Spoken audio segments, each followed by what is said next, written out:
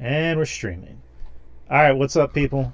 It is Wednesday, October the 30th, Hallows Eve. So the day before Halloween. Welcome to the experience, people. I am the host. I am Drew, and with me, as always, Justin from Spinebuster Tees and spinebustertees.com. all right. How are you gonna be? Well, I know you're gonna be working, but you have any other plans after work for Halloween? Nope, just go home. Maybe watch some horror movies. Do that. I watch horror movies all year round, so I don't know if that's really going to change much. So, Right. Yeah, we're gonna do the same. We're actually gonna wake up early tomorrow and get some candy, because we went to the store earlier to get some things we needed, and the store was fucking crowded, and it was just fucking like infuriating. So we're gonna wake up as early as we can so we can get there early enough and not deal with crowds, and just try and get some good candy. Because yeah, we usually that's how we spend Halloween. We just hand out candy, and once we're done we watch movies, or we just do it in between. So I have fun handing out candy, um, just so I can see what everyone's dressed up as. So, but yeah, it's really fun. I think a lot of kids are dressing up as Art the Clown. That's why I've been seeing at the mall over the last few weeks because they're doing like costume contests and stuff like that. So, that yeah, so, movie, it's become I believe it's become the highest grossing independent film of all time. I saw this as the highest grossing unrated film of all time. Right, it's a $2 million budget, made 50 million, which that's impressive. Good for them. I don't know if you heard the other I mean, story. you figure it'll make a lot more though, since it's more mainstream. Well, I was about to segue into another story I had about this. That there was a report going around that um, underage kids, teenagers, were actually buying tickets to The Wild Robot, which is another movie I want to see. But they're really sneaking in to go watch Terrifier 3, which they're doing the old school ways. Right. But I think that kind of happened at my theater because like when I went, there was this whole group of teenagers that they sat in one section and then they got up and sat in another section, and I'm like, I'm pretty sure they snuck in here. Like, I mean, because back in the day at Cielo Vista, to make a long story short, you can sneak in there because they used to have like the old school, like, what do you call it, like the ticket person in front of each section, like theaters 1 through 8, theaters 9 through 16, or whatever. Yeah. Like they would take your tickets or whatever. And my brother, he didn't want to pay for me, so he would just say sneak in. I'm like, okay. So I would just kind of like act like I'm going to the restroom, or just look at everything and just sneak into the movies. I also don't think they gave a fuck if you snuck in. Yeah. But nowadays, since you're buying tickets online, it's assigned seating, you kind of have to get your tickets, because then Right. what happens if you're sitting in a seat and someone's like, hey, that's my seat? Which Right. I personally haven't had to be in that situation. I've just seen other people be in that situation of like, hey, you're in our seat, and they're being dicks about it. But yeah, like there's like this whole group of teenagers that are watching it. The one thing I also thought was kind of weird was like somebody brought their kid, and it looked like they looked like maybe like 11 or 12, and I think they were on the spectrum, because they were carrying the kid, and it wasn't like a small kid. It was like kind of not a big kid, but like, I guess like bigger than small is the best way to put it. And again, she kind of looked like she was maybe on the spectrum, but she was like chill. She was Yeah. she was actually enjoying the movie. I thought she was gonna freak out, but no, she was actually enjoying the movie. So that was pretty cool. But I like Terrifier there. I enjoyed it.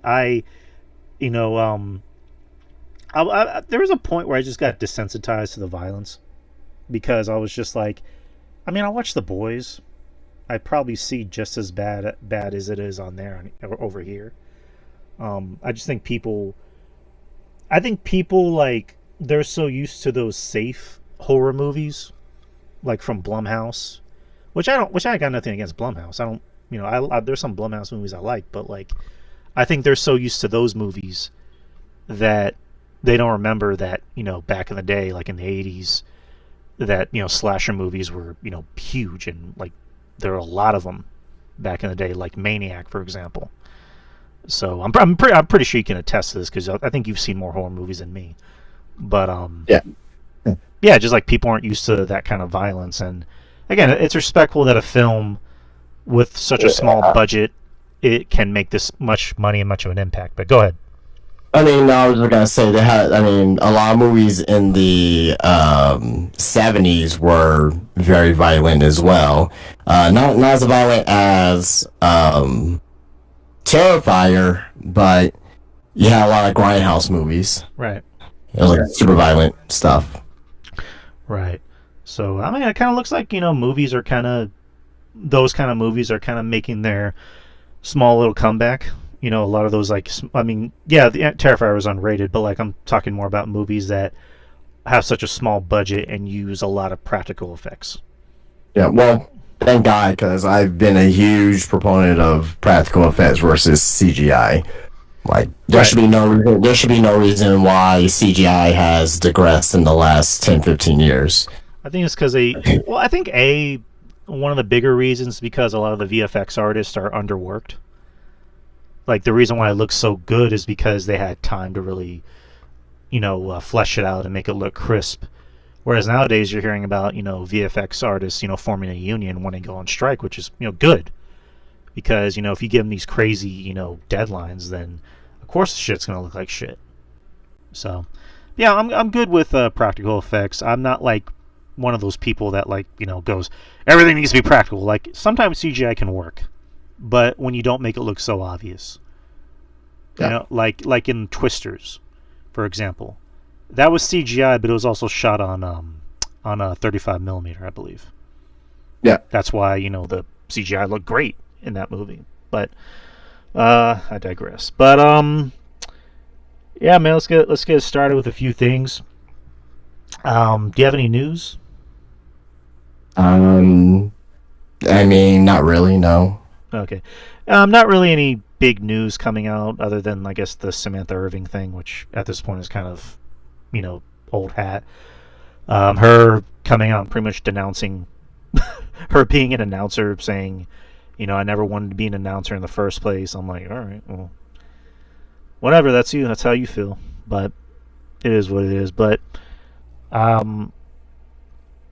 so did you get a chance to watch Halloween Havoc?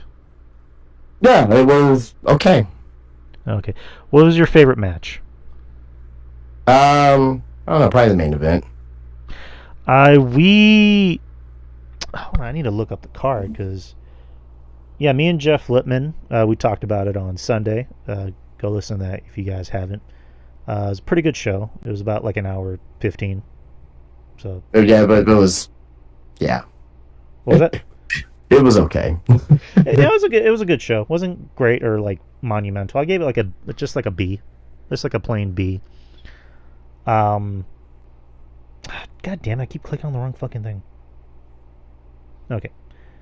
I gave the women's tag team match as my favorite match of the night. Oh yeah, that too. It's that one was damn good. Yeah, Julia looked fantastic. Stephanie looked fantastic. All four women did pretty well, I thought, in the match. Right. I mean, I'm more so. I mean, again, I like Julia. I've already said I like Julia. She's kind of won me over. I really like Stephanie. I think she's amazing. I think her shit. Yep. And again, this is not really a knock on Julia. I think Stephanie's wrestling style is a little bit more my speed. I was kind of comparing her to like 1990s Eddie. Just like her stuff looks more. It looks more. What's the word? I guess more like not realistic, but like I'm not really a big fan of like the Japanese, strong style stuff. And again, Julia makes it look great. And again, like I mentioned, she won me over. But like Stephanie is just really fast paced and sharp and crisp. High flying at times. Right, there you go. And she has a little flippity doodah sometimes, Right. Roxanne, again, we love Roxanne over here. I thought she really held her own. For someone who's 22 years old, she can adapt to any style. She can adapt to, Julia's style. She can adapt to Stephanie's style. Cora has been out for 8 months, so I didn't really give her too hard of a time, but I thought, if anything, she was maybe the weak link. But again, she's been hurt, so I'm not going to, kill her over it. I thought there were some points where I was maybe wincing a little bit where she was coming off the top rope. I'm like, oh, what are you gonna do? Like, because I don't want her to get hurt. But there was that one spot off the top rope where she went for a coffin drop, and I was like, okay. Speaking of getting hurt, like freaking Vikingo got hurt again, and Chris Bay is seriously injured. Yeah, I feel terrible for those guys. Like, Chris, like, I don't know, like Vikingo. Like, I just think about Rey Mysterio saying, I've been telling him to slow it down, and it's just like, I don't know. Like, again, a lot of these wrestlers, they want to work a certain style, and it's like, well, what can we do? Like, what can anyone else do? That's the style they want to work. But it's like, and I hate to like kick someone while they're down, but it's like I'm surprised more people don't get hurt with all, with a lot of these spots that people like to work. Well, I mean, you gotta think about it this way too. If he doesn't work that style, would he be as well known? Probably not. Right, but I look at it this way. I mean, I get why you need to do that because you want to get well known, so that way one of the bigger companies will sign you. Yeah, I get it. It's like what CM Punk talked about it, where he said he went to an indie show, and he didn't name the wrestler, but he said, somebody told him, I'm doing this to get over, and blah blah blah. So I get it, but again, I don't want anyone to get hurt. That's my thing. Chris Bay, same thing. Like, I like Chris Bay. He's a guy I'm surprised, none of the bigger companies have tried to make a run at him. But again, I heard he's doing well. That's all that matters. But Bound for Glory was on Friday, I believe. The Hardy Boys are the TNA Tag Champions. Cool. That main event show too, by the way. And then Joe Hendry lost to I almost said Nick Aldis, Nick Nemeth. Nick Nemeth for the TNA Championship after interference from JBL. So I guess it looks like and Jordan Grace lost the Women's Championship to Masha Slamovich. And then Masha. Yeah, I like Masha. And then we'll talk about Jordan in a little bit, but yeah, Joe Hendry. Yeah, pretty much. Kind of looks like once his contract runs up, he's coming to the EU, pretty much. I don't know. We'll see. But back to NXT. Yeah, Halloween Havoc is a pretty good show. The main event, I thought was good. I thought it dragged towards the end, especially with the spot where Trick is bleeding from his mouth, quote unquote, and then the paramedics have to like stop him. Or try to stop him from wrestling, even though it's a no disqualification match. But then you got Bubba Ray Dudley coming out to.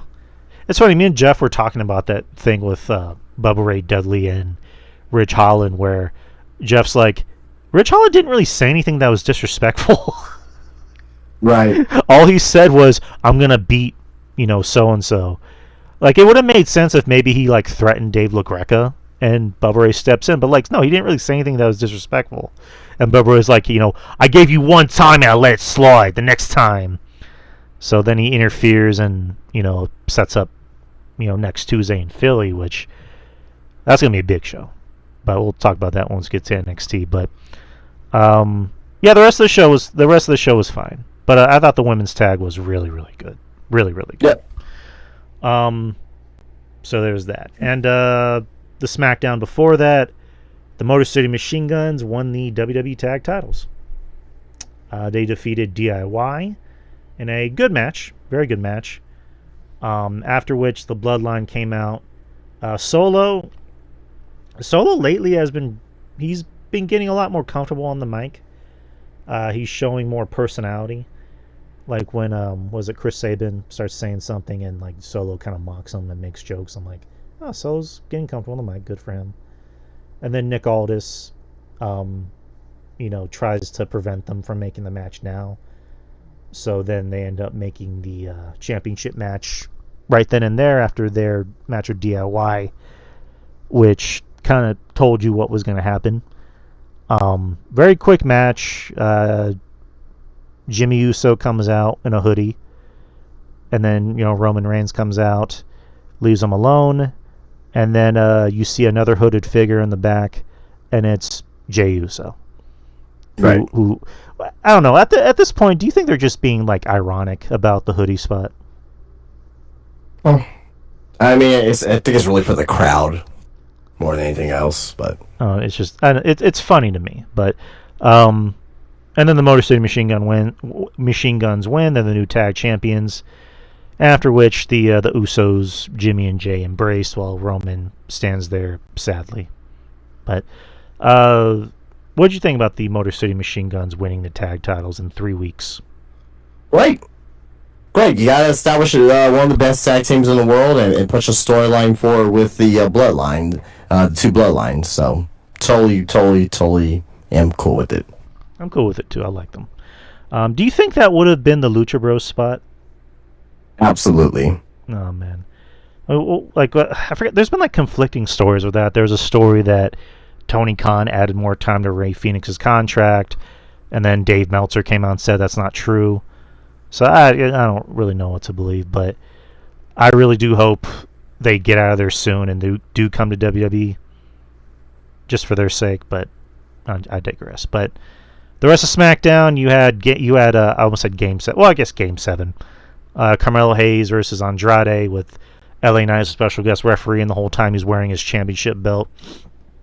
And then he fucks up the match. And then Nick Aldis gets mad at him and tells him, you messed up the match, so at Crown Jewel, you're going to be defending your championship in a triple threat. So there's that.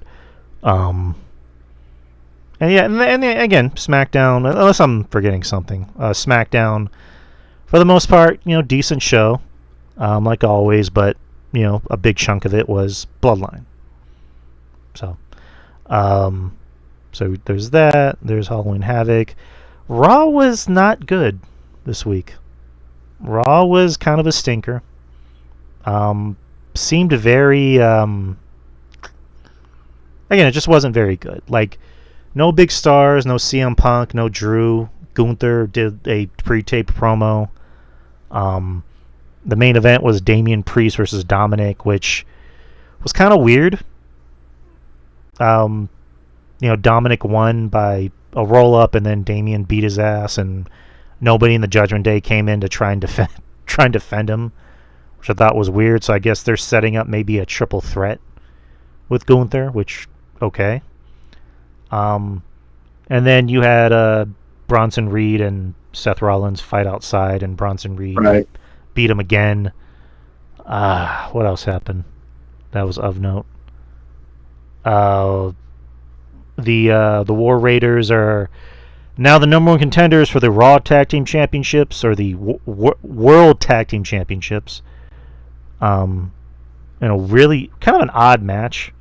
I don't know. Really don't want to go through it, but yeah, Raw this week was not very good. It was very no bueno. It just was very subpar. Just maybe the worst Raw of the year if I had to pick one. Do you have any thoughts on Raw? I thought Raw was decent. I didn't think it was bad.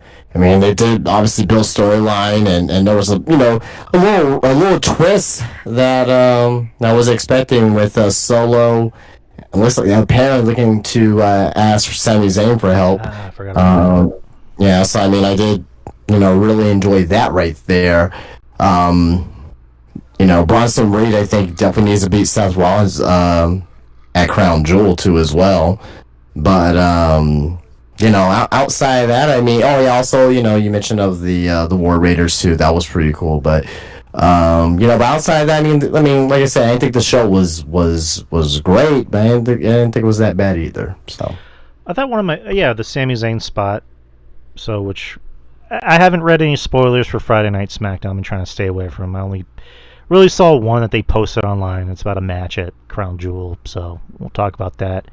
Kind of the funniest spot of the night to me was Karrion Kross telling The Miz, go talk to the Wyatt Six, because one of my guys took a bullet for you, and if you don't, I'm going to break your legs.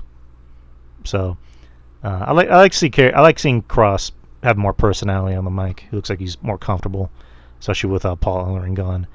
And then R-Truth smacking Miz and telling him, good luck with the Wyatt Six, y'all gonna die.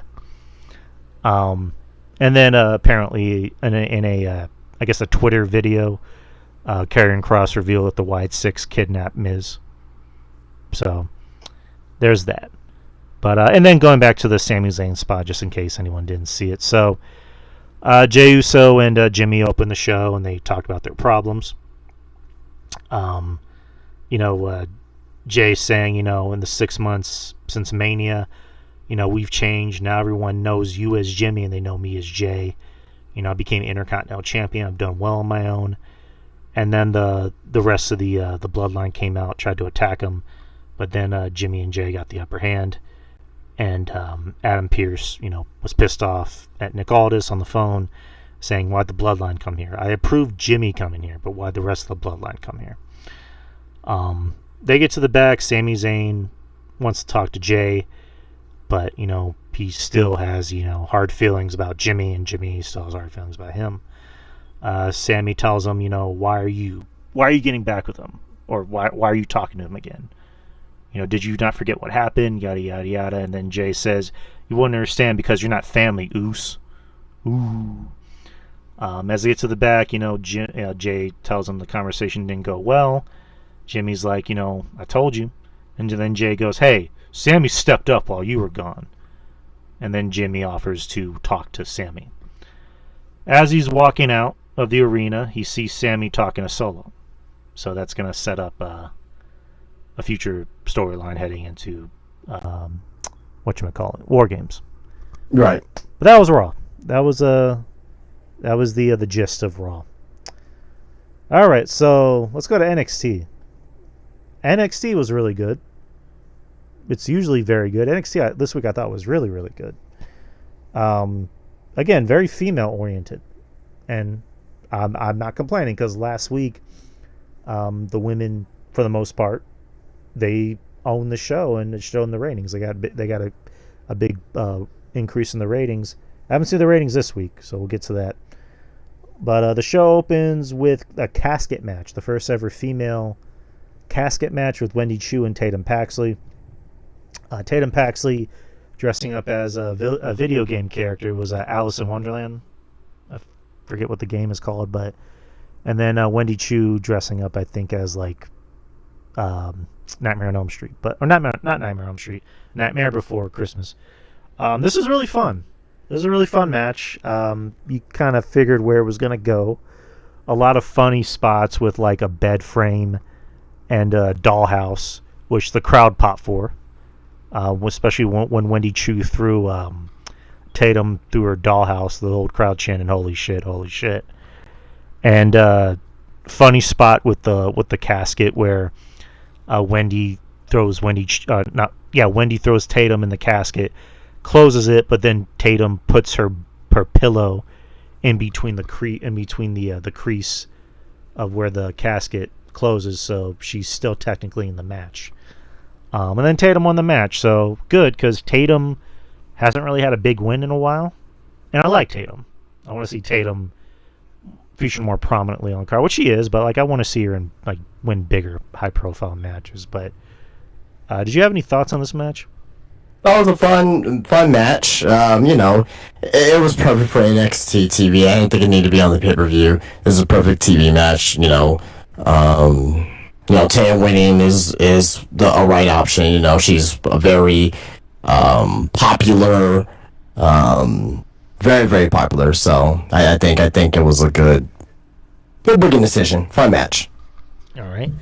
Then next we get to Trick Williams, who calls out Bubba Ray Dudley to be his tag team partner for next week. Bubba Ray, comes out and says, I could wear, my classic camo. I can bring back the tie-dye. I can wear my glasses. But I'm going to have to say no because I don't want to take another spot from somebody who deserves it more. I appreciate it, but the answer is no. And then later in the night, Ridge Holland confronts Ethan Page, where they talk about, Halloween Havoc, yada, yada, yada. Bubba Ray Dudley comes out to get in Ridge Holland's face. And then Trick Williams comes out afterwards to make the save, and then Bubba Ray, asks Trick, "You still need a tag team partner for next week? You got it." So that's more than likely going to be the main event for Philadelphia. RVD was in the house. RVD was in the back watching Bubba Ray's promo. And then you can see Wesley in the back kind of sneering at him and then going after him, so which is something that we'll talk about in the main event. Other matches announced for next week. In Philly, you got Lola Vice versus Jada Parker in a hardcore match with Don Marie as a special guest referee. So random. I mean, it's not random because it's obviously in the ECW arena, but I would think of Don Marie as the first person. Right, and I like Don Marie, but like, yeah. I mean, I would have seen maybe Francine maybe would have been involved, or well, she's gonna be there. She already announced on her Twitter that she's gonna be there. Well, I'm talking about to referee the match. No, I know what you mean. Yeah. Or Bill Alfonso. Yeah, he's gonna call right down the middle. Let's go, Daddy. I mean, if Shane Douglas didn't hate everybody, he probably couldn't have been involved, but whatever.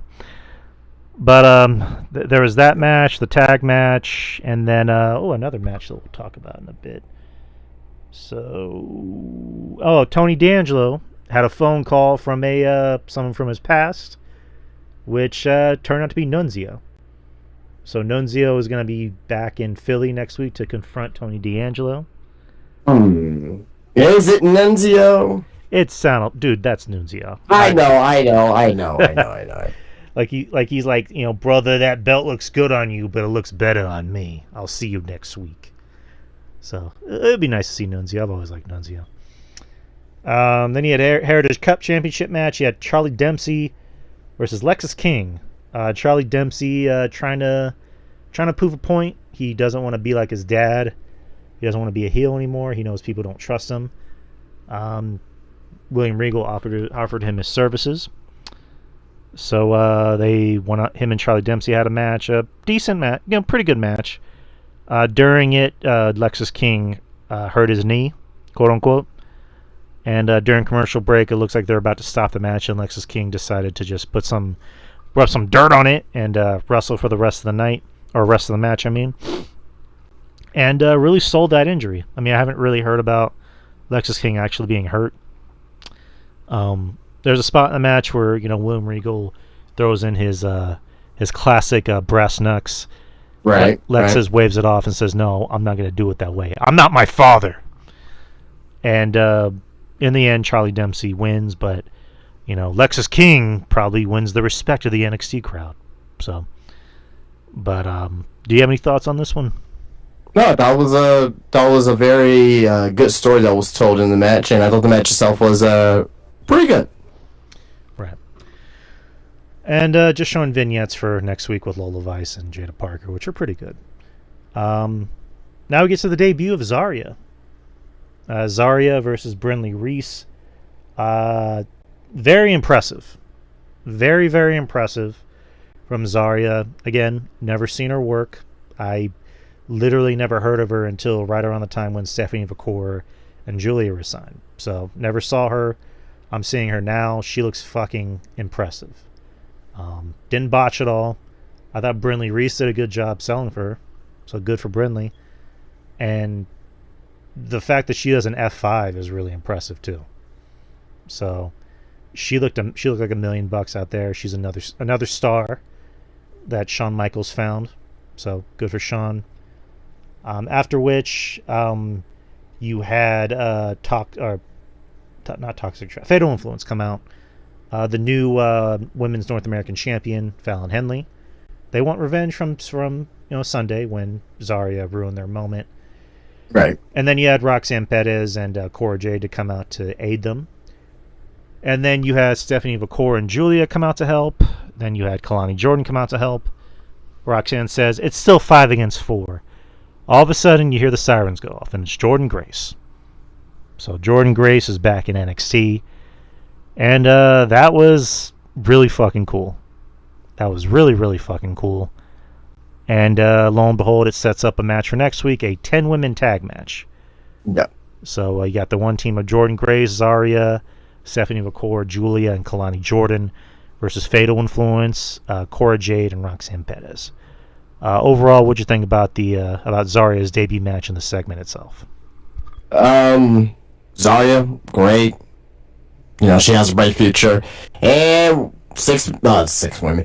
10 women tag, great idea. Just shows you how deep the women's division in NXT is. To perform, to have 10 women in a tag team match next week and have it make sense because of connecting storylines. So I'm looking forward to that. Right. I'm happy to see Jordan Grace back as well. Afterwards, there was a backstage segment with the 5 baby faces talking about next week.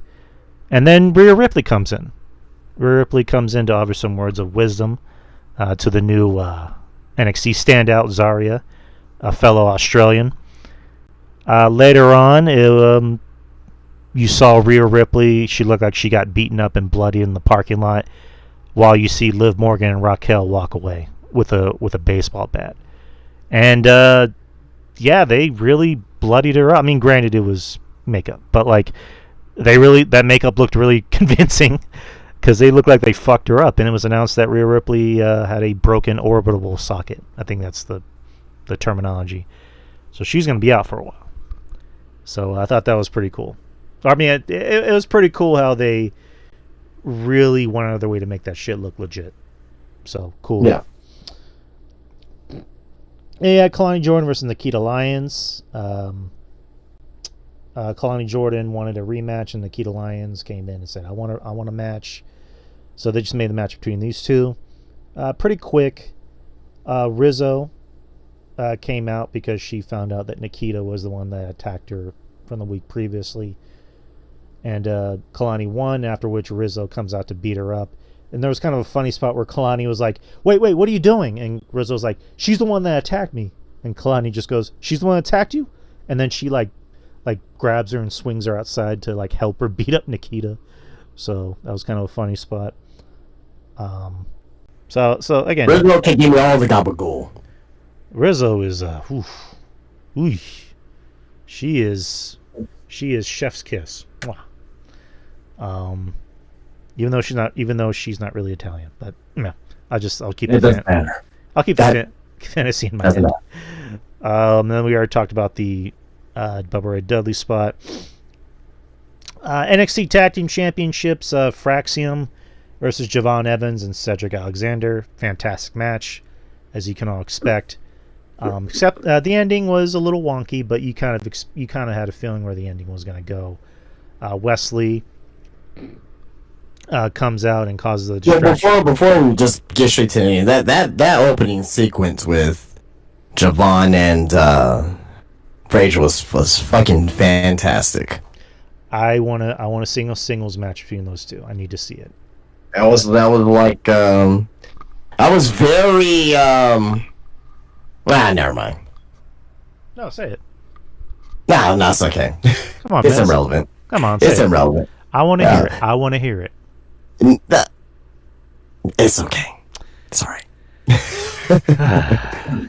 All right. Anywho, good. All I was gonna say, that was a very AEW opening sequence, which I liked. Okay, all right. Hey, nothing wrong with that. Yeah. But yeah, good match. The ending, Wesley comes out to cause a distraction and leads with Javon leaving the match to attack Wesley, and Fraxium gets the win. Again, fantastic match. I want to see Nathan Frazier and Javon run it just by themselves, but yeah. Afterwards, Wesley and Javon are fighting in the back. They separate. RVD comes in and just tells them, I got an idea for next week. So, triple threat. I'm assuming Wesley, RVD, and Javon. Yeah. I mean, we'll. I mean, I don't know, but we'll see. Which I will love to see. I don't want to see RVD as a special guest referee because there's already a special referee spot in the match. Well, I mean, not even just that. I mean, I love RVD, but I don't think it's necessary for him to be wrestling, but whatever. Right. Just like Bubba Ray, I don't think it's necessary for him to be wrestling. This all feels manufactured and not, but. Well, I mean, they've been hyping the show up as, we're in the ECW arena. So I Yeah, but I mean, they could have done it differently instead of just starting adding former ECW talent to matches. That could go for other people. What they could do is, oh man, maybe have RVD as a guest timekeeper or whatever. Then get him involved in the finish versus actually having wrestling in the match. Same thing for Bully Ray. Get him involved in the finish instead of actually having wrestling in the match. But whatever. I mean, if it's gonna make people happy in the crowd, that's all that matters. So I don't. Who cares about my opinion? Right, and also it's on next Wednesday because Tuesday is election night. So it'll be on Wednesday, going head to head with AEW. Well, I mean, now, are we gonna be alive after next Tuesday? Is the question. Are we gonna be alive? Are we gonna be alive? Why would we be dead? This country's going to shit. It doesn't matter who wins. There's gonna be riots, man. Jesus. Yeah, I mean, I stay away from it. I'm just gonna let everybody destroy themselves. Yeah. Well, we're gonna be dead, brother. No, I'm just kidding. Brother. Yeah, NXT was great. NXT last night was great. One of my favorite NXT shows of the year, actually. Yeah, I'm still thinking about that women's segment. I thought that's what really made the show. But yeah, next Wednesday again, it'll be a special Wednesday NXT going head to head with AEW. I'm gonna try to get Jeff Lippman on because we talked about it on Sunday, so it should be a fun show. I did see what happened on AEW tonight. I know Private Party won the tag team championship, so good for them. Yeah, I was actually pretty happy to see that. Yeah, I'm happy for them because they've been around since the beginning of the company, and Yeah. I remember they beat the Young Bucks in the tournament to become it was a tournament to determine who would become the AEW tag team champions, and they beat the Young Bucks in the first round. Right. They didn't end up winning. I think, what was it, like Kenny Omega and... No, it was STU. I remember that shit. But so yeah, good for Private Party. But again, like you say, let's wait for the payoff. But It ain't gonna be no payoff. I mean, well, the payoff happened already. They won. That's the payoff. Payoff is the way they won tag team titles. I think what you meant there was what's the follow up. I think your tag team division just got weaker. I'm happy for Private Party, but to me, and Tony Khan's not going to use these guys. He wasn't using these guys before they were even a tag team up. But them as champions, forget about it. The division's dead. Right. Believe it or not, the Young Bucks kind of helped. The identity of the tag team division. It was a little bit more relevant. They fucking main evented. It was Sting's retirement match, but still, that's where they're at several months ago. And now look at the division. I mean, Right. I don't know. I just don't believe in Tony Khan right now. You don't? Do you believe in Joe Hendry? I'm starting not to believe in him either. Oh God, no! Say it ain't so, Justin. Say it ain't so. Oh, by the way, Jeff made a new catchphrase for you. Sure. It's no Justin, no peace. That sounds about right. Yeah, because we were starting the show, I'm like, yeah, Justin's not going to come on, blah, blah, blah. And he's like, no Justin, no peace. There you go. Yeah, I'm like, yeah, that could be a shirt. No Justin, no peace. Anything else interesting happen on AEW tonight? Oh yeah, Bobby Lashley debuted. Oh, finally. What did he do? Beat the shit out of Swerve. Oh. Nana. Oh, makes sense. But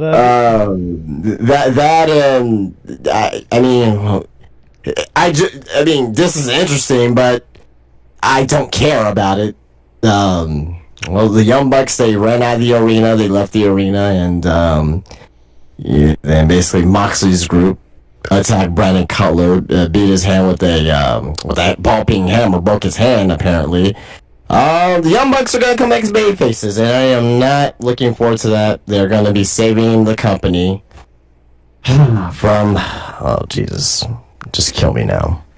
All right. But that was Dynamite, people. That was Oh, Dynamite. Tony Khan took a picture with Private Party. Is he hugging them? It was kind of like the Triple H thing. Well, you know how Tony Khan likes his hugs, likes his weird, subtly sexual hugs. No, it's not that. He's doing the Triple H thing. I'll just say that. All right, but is that all on Dynamite? Anything? Well, you probably saw more. You saw more than me. I don't know. I don't know. I just saw what I saw, bro. Yeah. Sure. AEW sucks. Let's keep going. All right. Crown. So let's talk about Crown Jewel. Sure. Crown Jewel will be this Saturday. Do you want? Are we doing a show on Saturday? Or did you want to do a show? That's what I'm asking. I mean, I think there's a local wrestling show I may end up going to this Saturday, so I probably cannot, unfortunately. No, that's fine. That's fine. Probably see if I can find somebody else. If not, we just won't do it on Saturday. Mm-hmm. But yeah, Crown Jewel is this Saturday, November the 2nd, in Riyadh, Saudi Arabia, at the Mohammed Abdo Arena, and 7 matches, which is pretty, shocking for WWE standards now. But 7 matches. Let's start with a 6-man tag match that was announced on Friday, or the tapings for SmackDown. Roman Reigns and the Usos versus the Bloodline, Solo Sikoa, Tama Tonga, and Tonga Loa, and/or Jacob Fatu.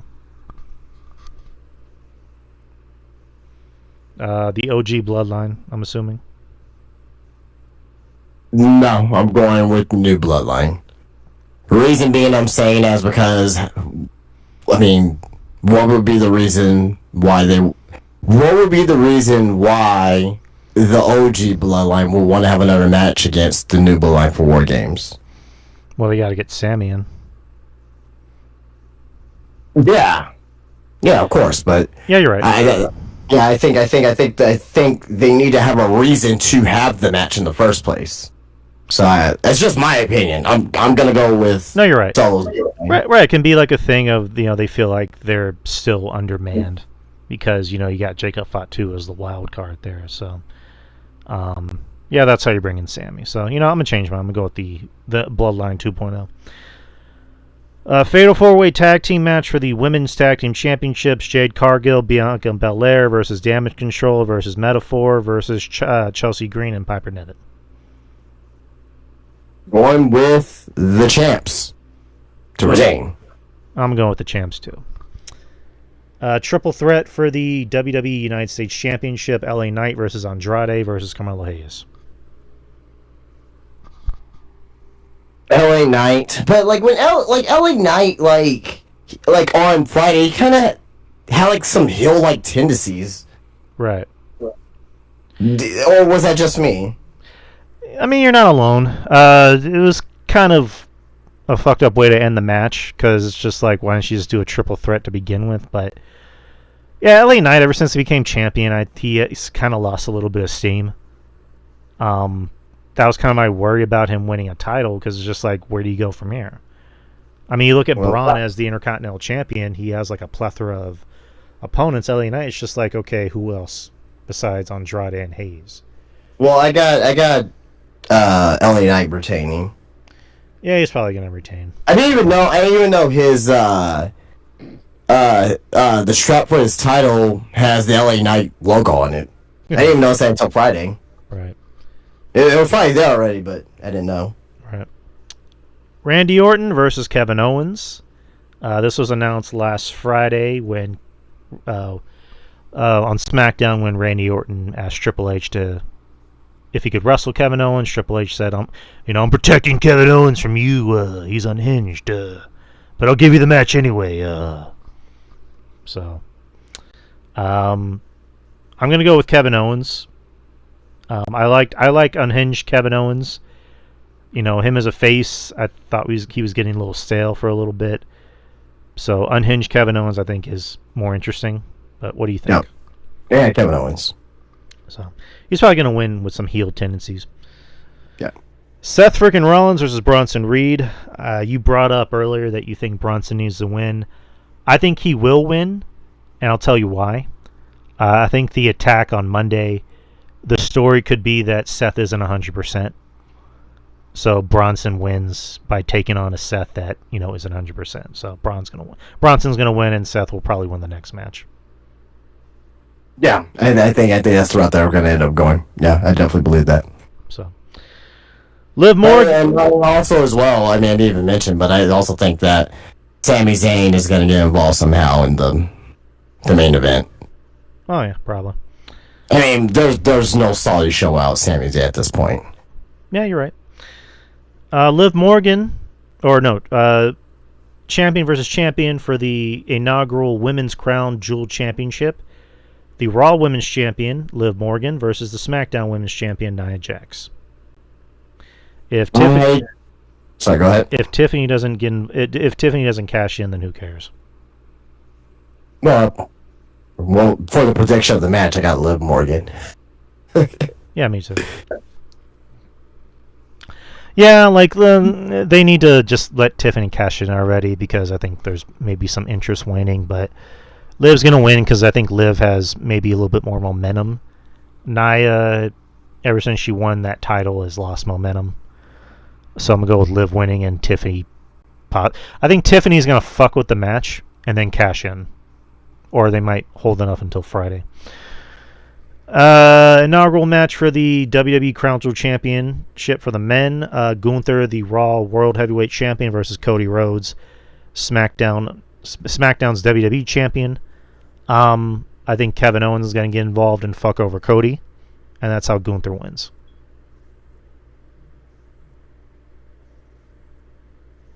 I think someone else is going to get involved. Like who? Goldberg. Why Goldberg? No, not Goldberg. God damn it.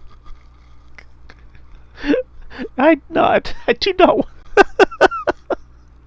I do not want to see Goldberg versus Gunther. I do not. Maybe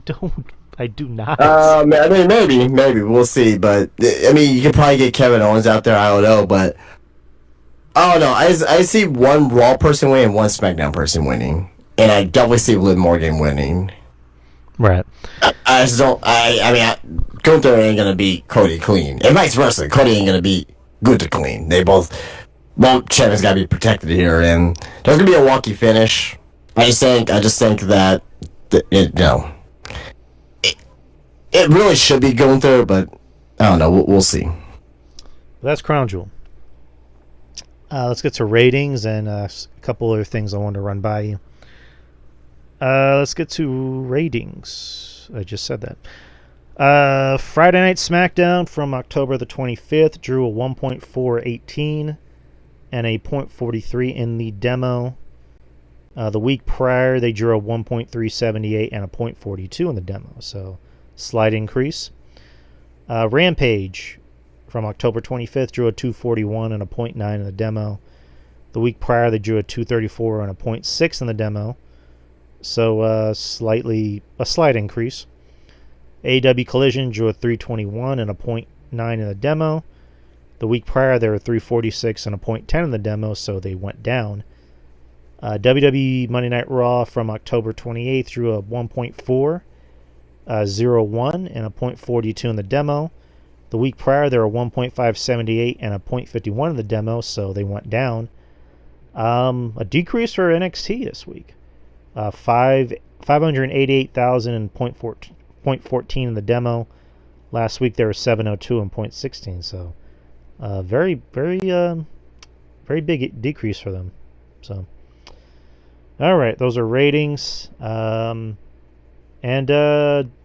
you more than likely saw this, but I just want to bring it up again. The Sports Illustrated put out their top 20 greatest WWE superstars of all time. Yep.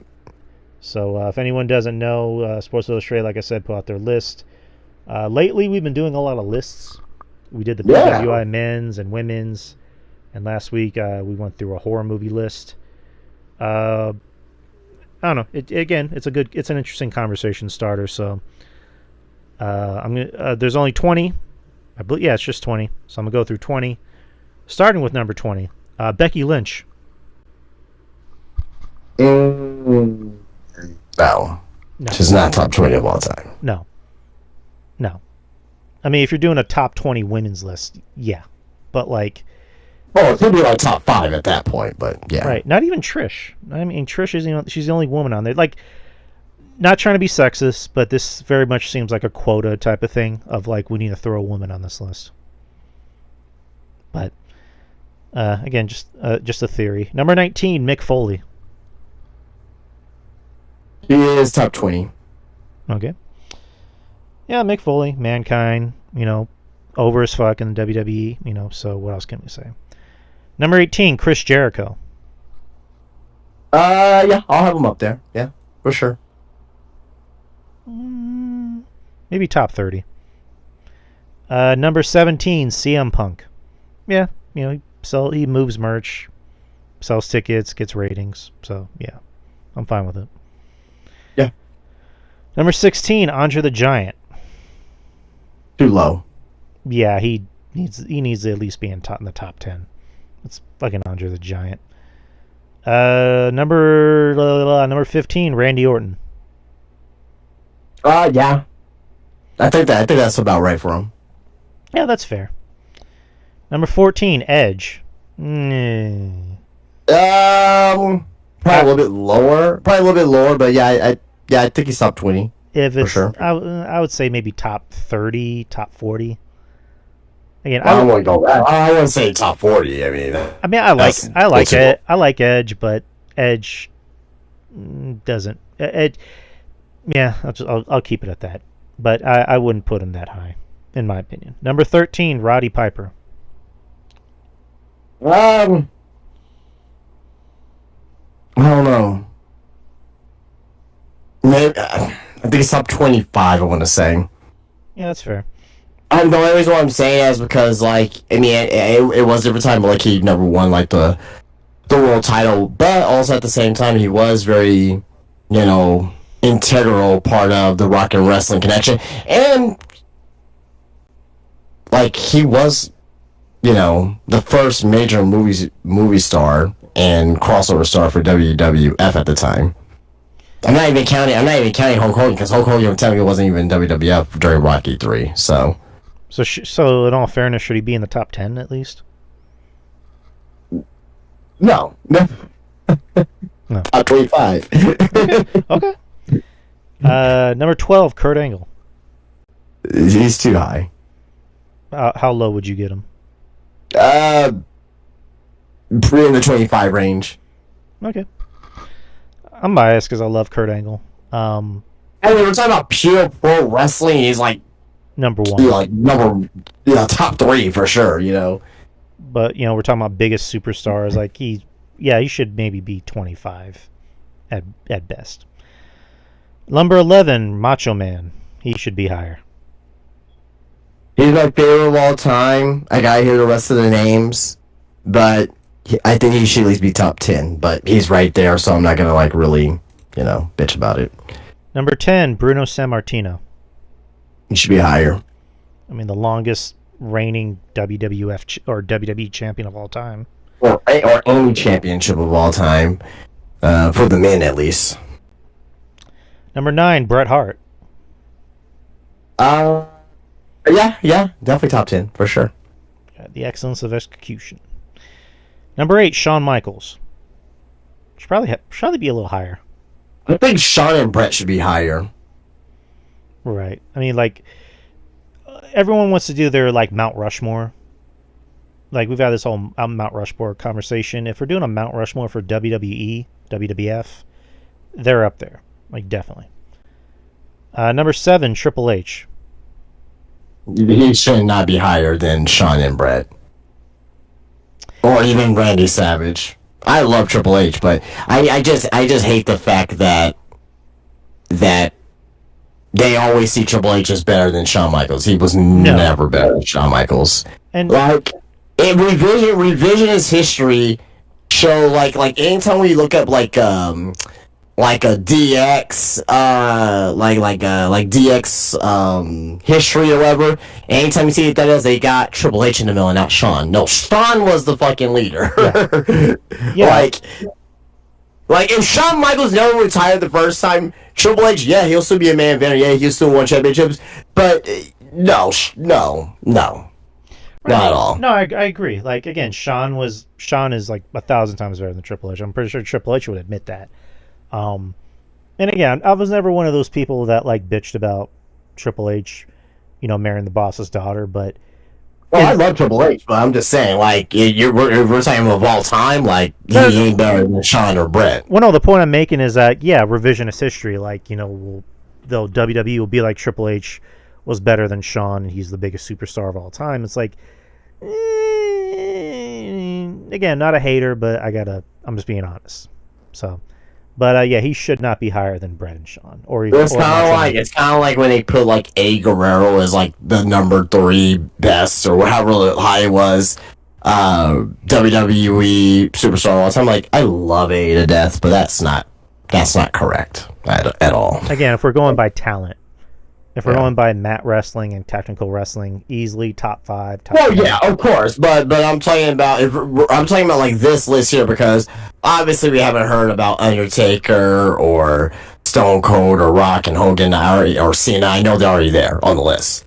And Roman too. Obviously, I already know those are gonna be the next names coming up. I don't put Eddie Guerrero in that tier.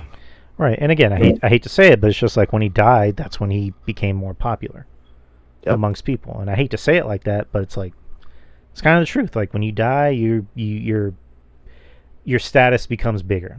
But again, love Eddie. If Chris Benoit were to, let's say he still passed away, but let's say he actually was a part of the murders, right? Like someone murdering him in his family. Let's say Kevin Sullivan did, just for giggles. Dark giggles. But let's say Kevin Sullivan did. Jesus Christ. Dark giggles. Well, it's dark, I know. But let's just say that Kevin Sullivan did it.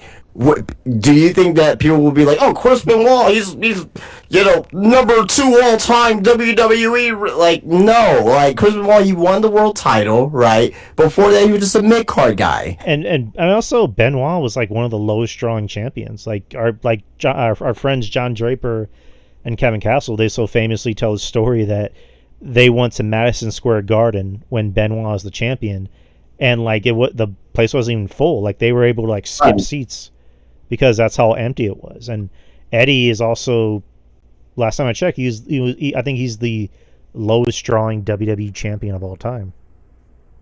And I hear that though. So, and even Eddie admitted that. Like he thought he didn't do a good job as the champion because like the ratings and like house shows are low. So, but number 6, The Undertaker.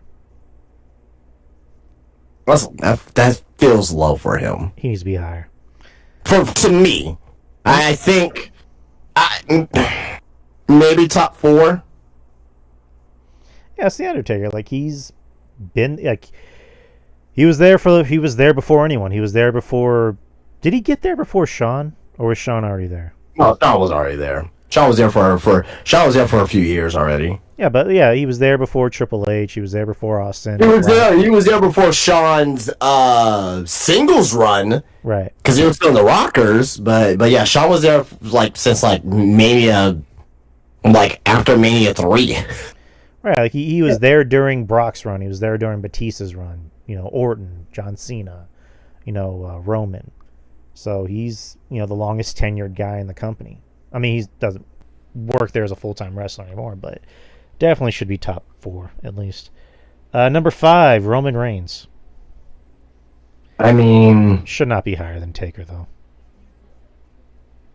I think these names here are all.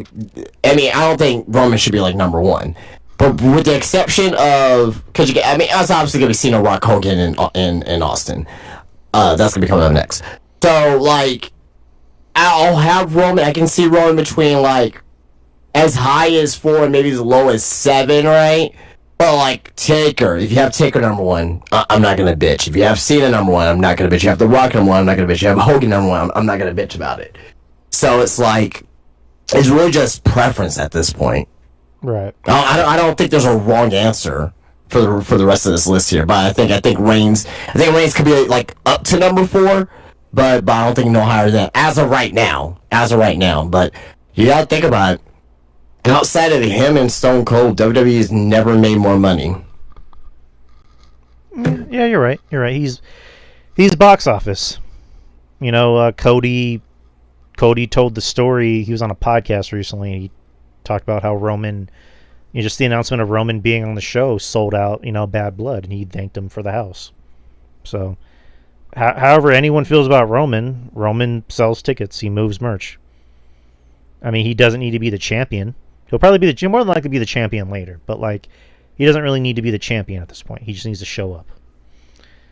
Number 4, John Cena. Makes sense. Yeah, again, he could be number 1, and I wouldn't really complain. So, I mean, he was on top for like over at least close to a decade. Well, over a decade, no. I mean, granted, it was during a time when WWE didn't really have too many stars. I mean, you had Randy, you had Edge. I mean, it was Cena, Batista, Brock, Randy, Punk, Edge. There was some. Looking back on it, I mean, I know people did, like, kids now, like, who are like 17, 18, in their early 20s, they look back at the PG era very fondly. Right. Which, again, the PG era had its moments, had some good moments. But, again, the Attitude Era, back in our day, was like, you didn't even need to wrestle, you just had to go out there and talk. Like, This Is Your Life Rock. Or Steve Austin and The Rock having a sing-off. Like, that's what people were there for. That's what those packed houses were there for. But, number 3, The Rock. Yeah. No issues with that. Again, he could be number 1. Number 2, Hulk Hogan. Again, he could be number 1. Probably, I think he's the biggest argument to number 1 to Stone Cold. So, I mean, in these lists, you can always you have Steve Austin at number 1, or Hogan at number 1. I mean, Hogan, despite how you feel about him personally, you cannot deny that him and Vince McMahon are the 2 major reasons why we are pro wrestling fans today, bar none. No arguments there. Hulk Hogan made wrestling what it was today. Vince made it what it was today.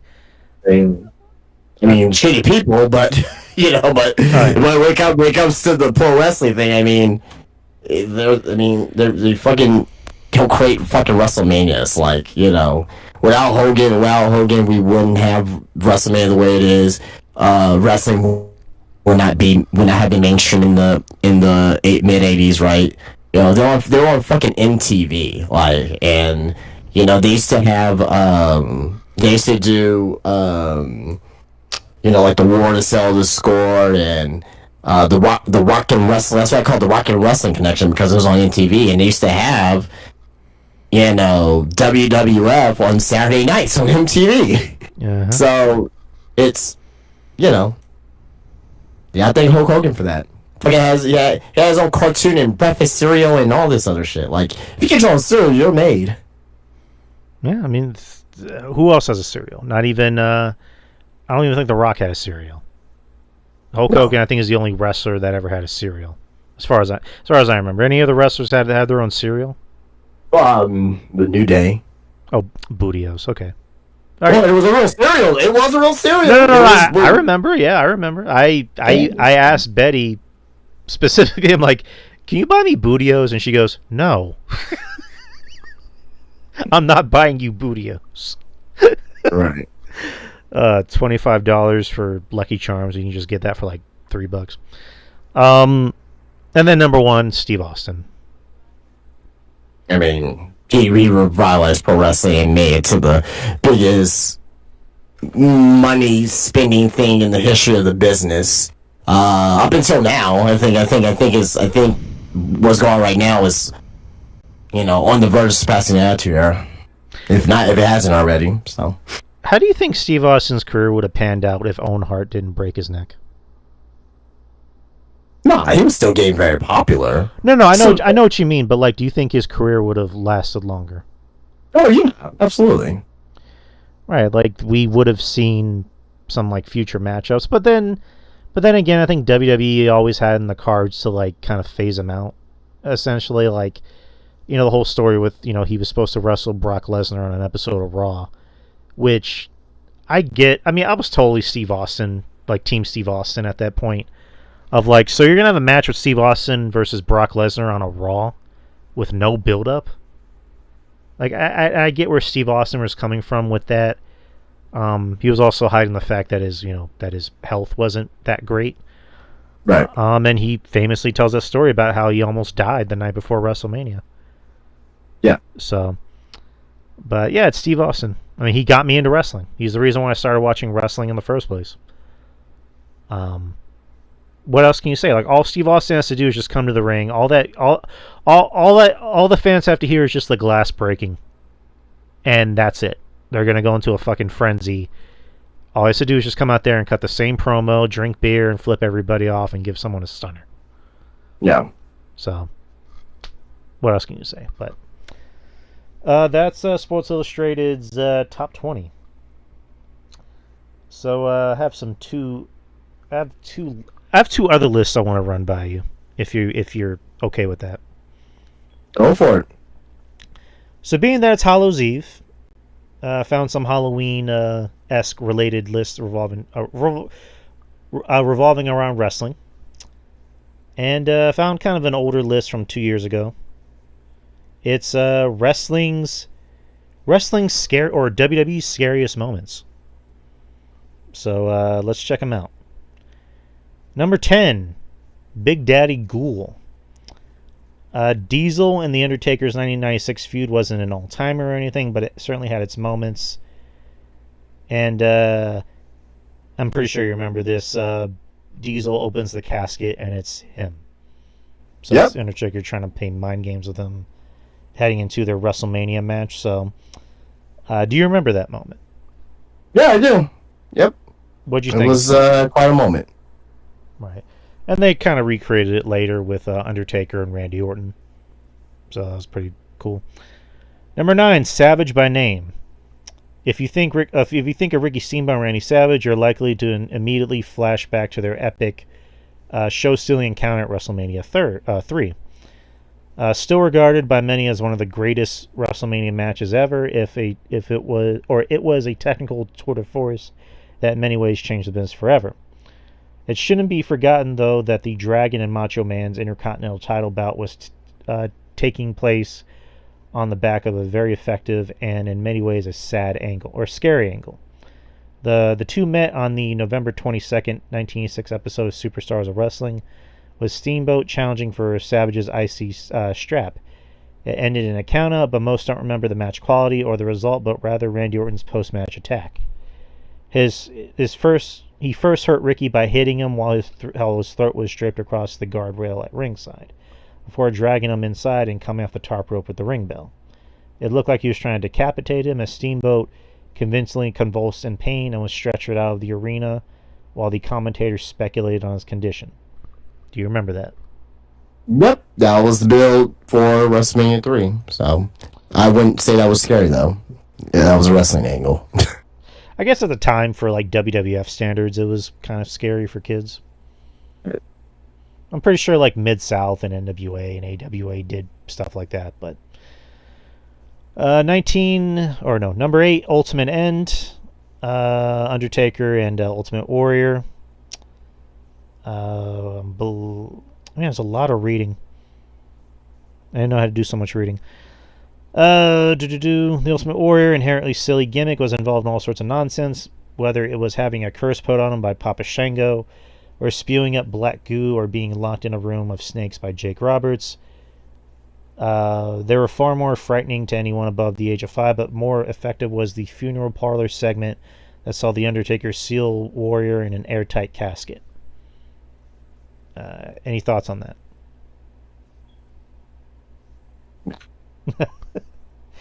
The summer 1991 was just weird in general, so. Number 7, Big Boss Man gets hung. at WrestleMania by The Undertaker. That was just like that. I mean, it's The Undertaker, so you expected some crazy shit, but like, goddamn, That was nuts at the time. that was nuts. You can't do that shit anymore. Pretty sure AEW is planning to do that. Number 6, The Fiend emerges. Bray Wyatt debuting The Fiend at SummerSlam 2018. Or no, 2019. I'm sorry. I was so scared. You were? Oh, I was frightened. Oh, man. A grown man in his early 30s was frightened of that. Well, I mean, it was pretty cool. I'll say that. Because It was cool, but... I thought the entrance was pretty cool. Oh, yeah, it's iconic. It's iconic. Everything else after that was kind of... meh.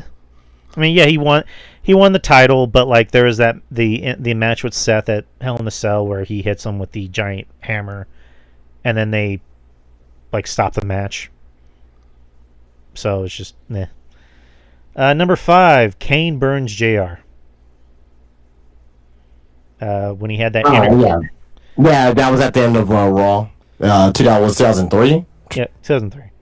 2002? 2003. Kane on that? 2003. 2003? Yeah, 2003, yeah. That was when Kane was maskless and he was, a monster and killing everybody essentially. And then he had an interview with JR and then he set him on fire. And the whole time JR is, selling it. My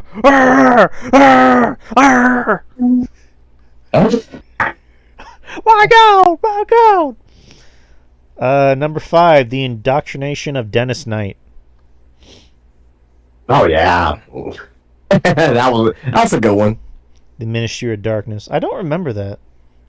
Oh, he fucking Undertaker took a fucking dagger and carved his logo into his chest. I remember this. I remember when they kidnapped Steve Austin and tried to do that, but I don't remember that. No, yeah, he carved his fucking logo in his chest and his fucking just bleeding. Like, all right, like this is some sick shit. I love it. Number 3, Mankind snaps on Jim Ross. Another Jim Ross interview. Well, was it when he put the mammal claw on him? I guess. Yeah, and then he's yelling, "Wee, wee, wee!" I can't hear you. Your microphone was cutting out. Wee. Can you hear me? Oh, yeah, there you go. Mankind would yell, "Wee, wee!" Yeah. Okay, these are just getting silly. I don't even know why this is scary. Number 2, CM Punk sings "Happy Birthday" to Aaliyah. Dude, skip that one. It was good heel. It was good heel heat, and CM Punk being creepy, the creepy heel or whatever. But why is that considered scary? I guess when you're Aaliyah, it's scary, but I don't know. Number 1, Savage gets snake bit. I mean, that was a real snake. And it was really biting him, and he was really bleeding. It was the Venomized, obviously, so... I don't know if I have it number 1, but... Hey, man. I have no complaints about that one. Alright. And fucking Jacob Roberts just fucking slapped the shit out of Miss Elizabeth, too. It was great. Oh, yeah, I remember that. So that's the scariest WWE moments, allegedly. I'm gonna have one more. It was Halloween Havoc related, and this is actually a new list. It was on Bleacher. It's ranking the most unforgettable moments in WCW Halloween Havoc history. Well, let's get the monster truck match out of the way. All right. Honorable mentions: Tony Schiavone's show opening. Oh God! What happened with that? I think it's when he basically dressed as Dracula and like had the kids like come into his house, whatever. It was stupid. All right. The red canvas. WCW used a special red canvas for the 1990 show to play up to the ominous feel. Yeah. That was pretty cool. I mean, cool little aesthetic. Hulk Hogan lays down. Halloween Havoc 99. Oh yeah. Yeah. So before Jarrett lying down for Hogan, Hogan laid down for Sting. Oh God.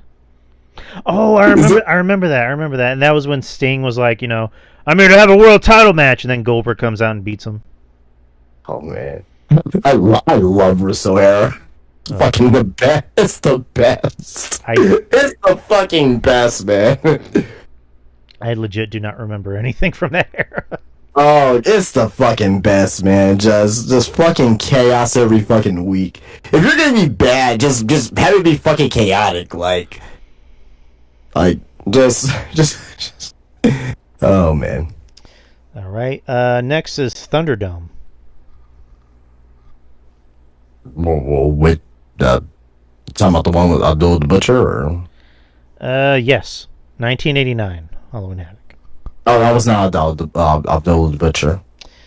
For the most. Now, I think that's the one with the that's Great Muta and Terry Funk against Sting and Flair.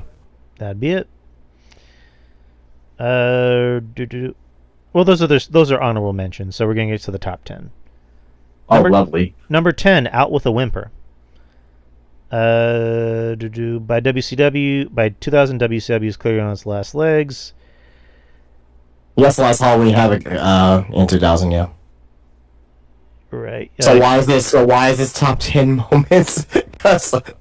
Goldberg versus Chronic in a handicap match is the main event of a pay-per-view that also saw Jeff Jarrett dressed as Imposter Sting. Oh, that show sucked. Why is this top 10? I don't know. I didn't make. Well, no, I'm not. I know you didn't make the list, but I'm just saying, like, I would have put 99 on there. Fuck, again, at least it was entertaining, somewhat. Whatever. Number 9, would the real Surfer Sting please stand up?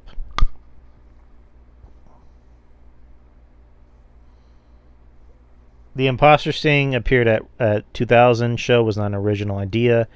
There was a throwback at the 1990 show when the Four Horsemen concocted a ridiculous plan to screw the icon out of the WCW title. Late in the match, Vicious caught the champion with a power slam off the top ropes and secured the win for the title, or so he thought. As the celebration began, Sting emerged from the locker room and revealed that the man in the face paint was none other than the challenger's fellow Four Horseman, Barry Windham. Yep. Kabuki. Hey, it's Halloween Havoc. Oh my god, just weird. Spooky. Number 8, Chamber of Horrors. 1991. Oh, I always get the Chamber of Horrors confused with the Thunderdome. This is the one with fucking Abdul the Butcher. Where you got electrocuted? From 91, yeah. All right. Number 7, Yeti. The Yeti. 1995. How do you get the Yeti and the Monster Truck match in the same night? In Halloween Havoc 95. That was WCW, people. The same night! Dungeon of Doom. Oh my gosh. But you know what though? I'm pretty the Monster Truck has to be on this list. If it's not, this is a fucking stupid ass list. It's not a stupid list, but it'll be even more stupid. Like fucking Hogan kills Big Show, but Big Show ends up coming back later that night to win the title. Well, Justin, I got a treat for you. Number 6. There's number 6. Yeah, I got you. But I'm just saying, it's like and fucking and called the Bischoff. He sold it, so he's like, no, God no. Hogan's like, help, brother. I think he's dead, brother. It's great. I don't know CPR, brother. Number 5, Texas Deathmatch, Cactus Jack and Big Van Vader. Oh yeah, that was a fucking fantastic match from '93. Fantastic match. One of the best Halloween Havoc matches. I mean, outside of Ray and Eddie, which I'm sure. I mean, if it's not on the list, then that's. If it ain't number like 2 or 1, then that's fucking retarded. Speaking of the opposite of a classic, number 4, Hogan versus Warrior 2. Yeah. where Hogan couldn't get the fire spot. The flash paper. Yeah. Hey, but DDP and Goldberg won a damn fucking good match. That's number 3, production botch. I mean, minus that, of course, but it was that was a damn good match. You really thought DDP was gonna win? That was probably the best match that Goldberg had at that point. Yeah, I think so. Yeah. Right, but yeah, I remember that being a good match. But again, production botch, and they had to, and the very next night on Nitro, they just replayed the match in its entirety. So, number 2, Roddy Piper's unforgettable debut. Oh yeah, in '86, that was good. That was so good. It didn't go anywhere, but damn, at the moment it was so good. And number 1, Eddie Guerrero versus Rey Mysterio. One of the best all-time pro wrestling matches. So happy on that event. And that won match of the year that year, I believe. I don't know. I think it may have, but I can't confirm or deny. Actually, I need because I remember seeing a picture. Are you talking from Meltzer? Or are you talking from like Meltzer? PW Meltzer. Well, PWI is different. So is it PWI or are you talking about Meltzer? PWI. Oh, PWI. Okay. 2-1 match of the year. Oh, it was actually Bret Hart and Austin. Never mind. Yeah. So Halloween Havoc was 97 that year? Or that match was 97 that year? Yeah, Halloween Havoc 97, yeah. Yeah, Bret and Austin won match of the year that year, so makes a lot of sense. But those are my lists that I had. That's all I had. All right, so no news at all.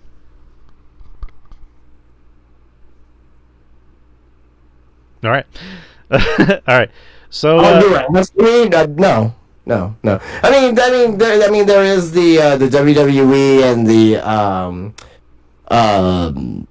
with the independent wrestling, like with the 4 schools. I don't know if you've seen or heard about that, but I heard about it. I don't know. Like, how do you feel about it? I think it's a great idea for WWE. I mean, you get 4 schools across the countries, and you're with 4 wrestling promotions, and basically it's a gateway to get more talent to WWE through NXT. I have no issues with it. I mean, didn't I have a feeling like I had a kind of an idea about that, where I was like, do you think NXT should expand into like other cities? But they're doing something different, so I'm fine with it. If a lot of people are kind of boo-booing over it, because they think it's the end of the indies. I'm like, I think it kind of helps the indies in a way, but I don't think it helps. I don't think it helps the indies, but at all, actually. It helps people not do reckless shit, and I guess learn wrestling the right way. That doesn't help the indies. the point of the indies is to do your own shit and get noticed and exposure. Right. This does not help the indies whatsoever, because now you're being forced to do, if you want to be part of WWE, if you're in these schools, now you're forced to do a WWE style, which is nothing wrong with that. But if you want to go back out on the indies, you probably have to unlearn some stuff and probably relearn some stuff on some things on how to work the indies the right way and know what to do as far as how to, make yourself marketable in the indies. You know what I mean? Because just because you're marketable in WWE doesn't mean you're marketable in the indies. And we've seen that from talents, many, many talents before. So, yeah, I don't think this helps the indies whatsoever. Okay. All right. And with that note, we're done. We kind of went through everything we need to go through. Yeah, this Saturday's Crown Jewel. Not sure if we're going to do a show or not. I'll let you guys know. But, yeah, we'll be back next week, same time, same channel. So tell everybody about Spinebuster Tees. If you guys want to find me, spinebustertees.com. Go and get yourself a t-shirt if you live in the lower 48 of the United States. Got a lot of really good t-shirts online for you guys to get shipped to you, including Just Enjoy Wrestling t-shirts. the Pineapple Pizza Hill Heat t-shirts, the Weapons of Pro Wrestling t-shirt, the Mash Types of Pro Wrestling t-shirt, a lot of t-shirt designs on SpinebusterTees.com, Spinebuster Tees at the Wonderland of the Americas.